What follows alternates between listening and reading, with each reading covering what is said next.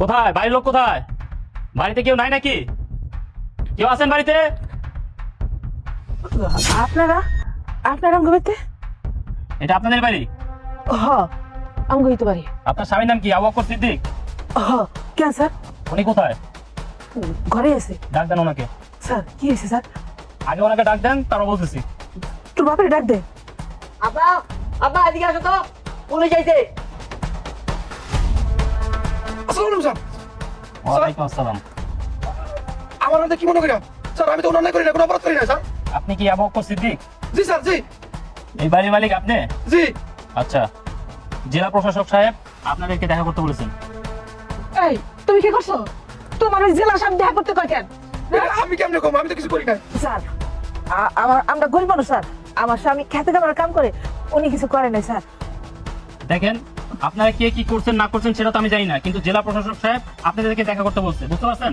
Sir. দেখ, আমি সারাদিন খেতে আমার কাজ করি, আমি দিন মজুর করে খাই স্যার। আমি কোনো অপরাধ করি নাই। ওকে কি কয় মমতা? আমি কি জানি তুমি কোরআনে কি করছো? না লেগে তুই জেলা সাহেব ডাকে আমি জানি।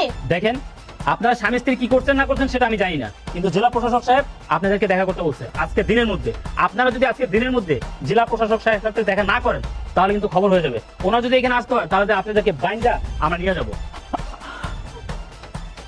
মমতা কি কয়? এই, তুমি কি করছো? জেলা সাহেব বাইন্দা নিয়ে যাবো আমাকে? স্যার আমরা কিছু করি নাই স্যার, আমাকে মাফ করে দেন, আমরা যাইতে পারবো না স্যার। আমার স্বামী খুব ভালো মানুষ, হ্যাঁ কিছু করে নাই স্যার। স্যার আমি কিছু করি না স্যার। আমি অনেক সাধারণ গরিব মানুষ, খেতে আমার কাজ করে খাই। তাহলে আমার তো শুনি নাই, কারো কোনো ক্ষতি করি নাই। আপনি এলাকার মানুষের কি গান আপনি? দেখেন, আপনারা কিন্তু বেশি কথা বলতেছেন। এত কথা বলেন কেন আপনারা? স্যার কিন্তু টাইম মেনটেন করে চলে। আপনারা টাইমলি স্যারের সাথে দেখা করতে যাবেন। স্যার ও স্যার, স্যার গো আমরা তো কিছু করি নাই, তাহলে জেলা সাহেব আমাকে বাইন্দা কেন নিয়ে যাবো স্যার? দেখেন, আপনারা যদি কিছু না করেন তাহলে জেলা প্রশাসক সাহেব কি শুধু শুধু আপনাদেরকে খবর পাঠাইছে? হ্যাঁ, আপনারা নিশ্চয়ই কিছু করছেন। আর এটা কি? আমাকে পোলা। ও, এইটা আপনার পোলা? ঠিক আছে, ওরাও নিয়ে যাবেন। আমরা চলে গেলাম। শোনেন, সময় মতো দেখা করবেন, মাঝে মতো বাইন্দা লয়ে যাবো, বুঝতে পারছেন? ম্যাডাম চলেন। ওই দেখো আমারও কোনো বাইন্দা নিয়ে যাবো। তুমি মনে হয় কারোর সাথে কিছু করছো, এই জন্য তো বাইন্দা নিয়ে যেতে চাই। তাহলে বাইন্দা কেন নিয়ে যাবো? তুমি গেলে আমার দোষ দিলাস, আমি কি করবো? আমি কিছুই করি নাই। ও মা, আমারও লয়ে যেতে কইছে, আমি কিন্তু কিছু করি নাই। আচ্ছা, এমনি তুই যাইতে কই যাইতে তুই বই, নাহলে বাইন্দা লয়ে যাইব। ঠিক আছে, আও। আচ্ছা, জেলা সাহেব যে আমাকে ডাক কানলো, আইন এই কোনো লোকজন দেখি না, গেল কইস? আমার না কেমন জানি ভয় ভয় লাগতেছে। আমারও ভয় করতেছে। আরে আমারও তো ভয় করতেছে। দেখো না, কইলো আমার সাথে করে নিতে। আসছেন আপনারা? জি ম্যাডাম। আপনারা কি জেলা প্রশাসক স্যারের সাথে দেখা করতে এসেছেন? জি, উনি কই? উনি তো না চেম্বারই আছেন। ম্যাডাম, জেলা সাহেব যেদিন থেকে আমাকে এখানে আইতে কইছে, আমাকে তো রাইতের ঘুম হারাম হয়ে গেছে। আমরা খুব ভয়ে আছি ম্যাডাম। আমরা কি কোনো অন্যায় করছি? আমাকে কি কোনো ভুল হয়েছে ম্যাডাম? দেখুন, আপনারা শুধু শুধু ভয় পাবেন না আর আতঙ্কিত হবেন না। স্যার আমাকে আপনাদের দায়িত্ব দিয়েছেন, বলেছেন আপনাদের যেন কোনো অযত্ন না হয়। স্যার ওনার চেম্বারে আছে, আপনারা আমার সাথে আসুন। আও। আর বাবা,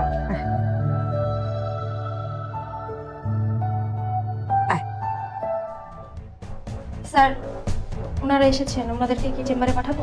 হ্যাঁ পাঠান।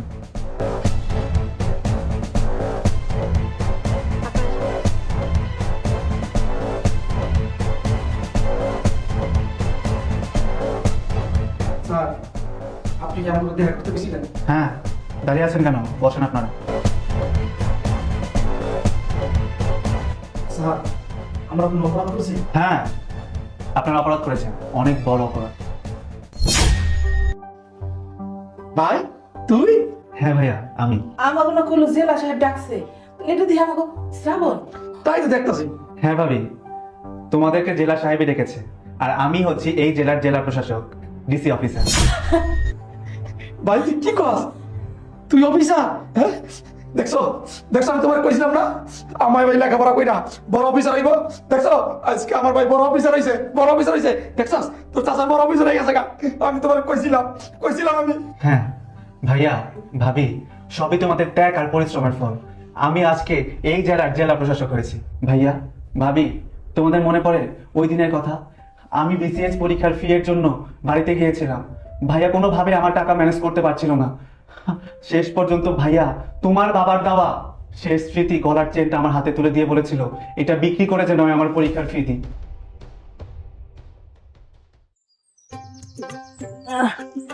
ভাইজান, ও ভাইজান, ভাবি কই তোমরা?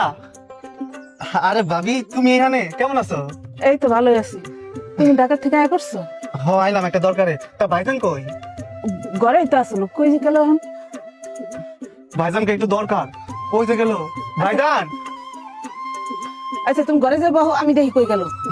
একটু তাড়াতাড়ি দেখো না ভাবি। আচ্ছা ও ভাইজান, তো গায়ে পড়ছো? আর ভাই ভালো আছো?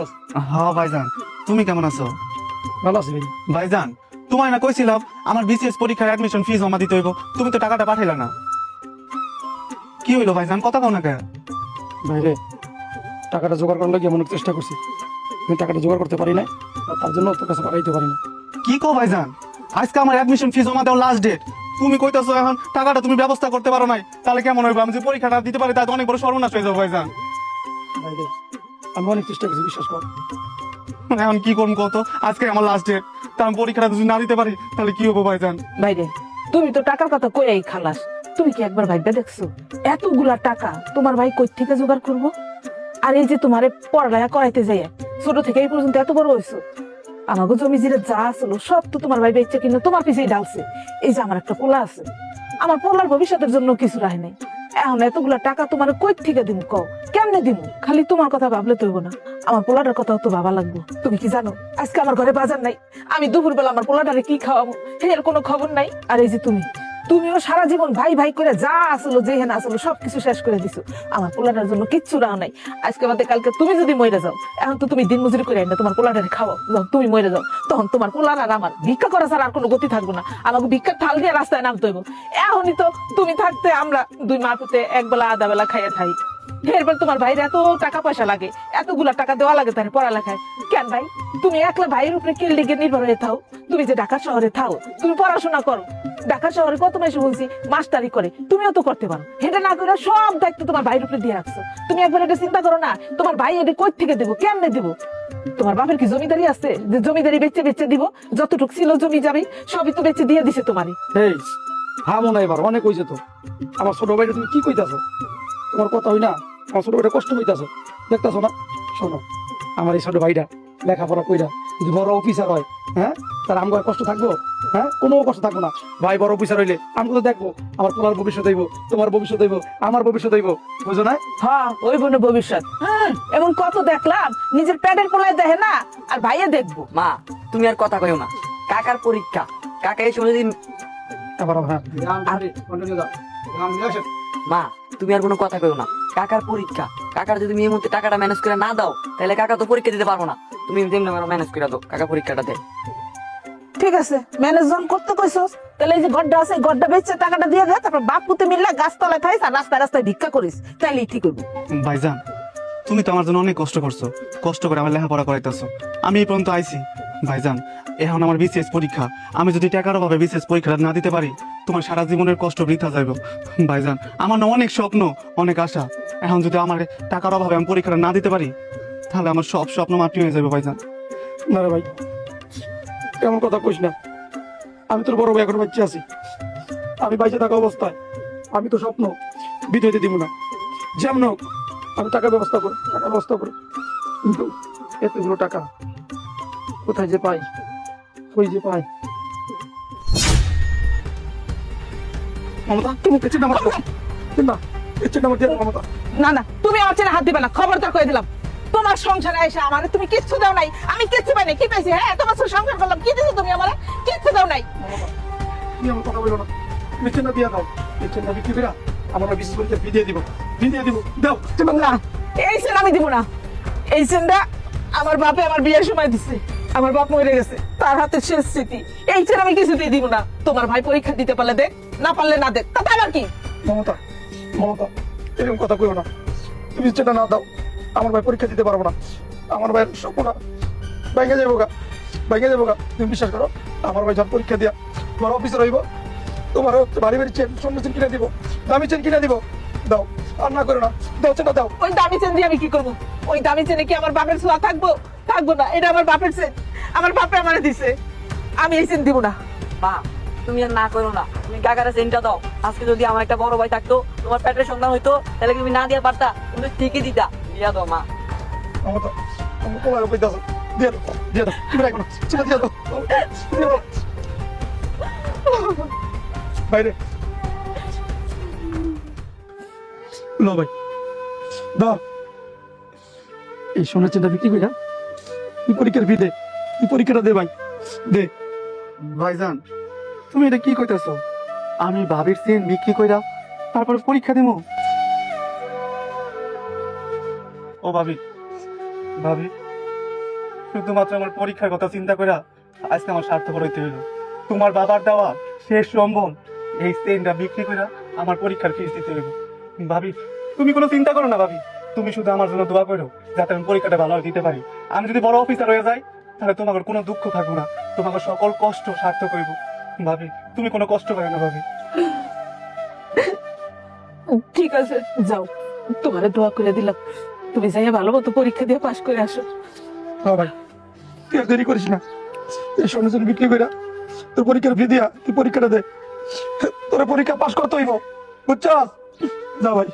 আচ্ছা ভাই, আমি তাহলে যাইতাছি, আমার জন্য তুমি দোয়া করো। ভাবি তুমি আমার জন্য দোয়া করো। যাও ভাই। যা ভাই, আর দেরি করিস না ভাই। আচ্ছা আমার কাছে সময় নাই, আমি তাহলে যাইতাছি। ভাবি যাই, হ্যাঁ যাই রে।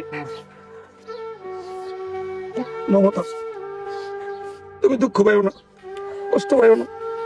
দেখো আমার ভাই বড় হইয়া অফিসার হইয়া তোমার শুনেছেন কিনা দিব, আর দামি দিব, আর কাইতো না।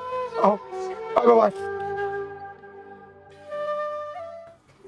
হ্যাঁ ভাই, আমার মনে আছে সেই দিন তোমার ভাই আমার গলার থেকে আমার বাপের দেওয়া শেষ সম্বলটা নিয়ে তোমার হাতে দিছে।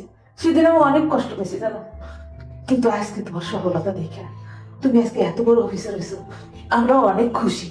এই আনন্দের কাছে, এই খুশির কাছে ওই দিনের কষ্ট কিছু না ভাই। হ্যাঁ ভাবি, ওই দিন ভাইয়া তোমার গলা থেকে তোমার বাবার দেওয়ার শেষ স্মৃতি চেনটা আমার হাতে তুলে দিয়েছিল আমার বিসিএস পরীক্ষার ফি এর জন্য। ভাবি ওই দিন যদি তুমি এত বড় ত্যাগ স্বীকার না করতে, আমি হয়তো বিসিএস পরীক্ষাটা দিতে পারতাম না। আর বিসিএস পরীক্ষা না দিতে পারলে আমি এত বড় অফিসার হতে পারতাম না। আজকে আমি জেলা প্রশাসক, ডিসি অফিসার, সবকিছু তোমার আর ভাইয়ার অবদান। ভাবি তুমি এখানে দাঁড়াও, তোমার জন্য একটা জিনিস আছে।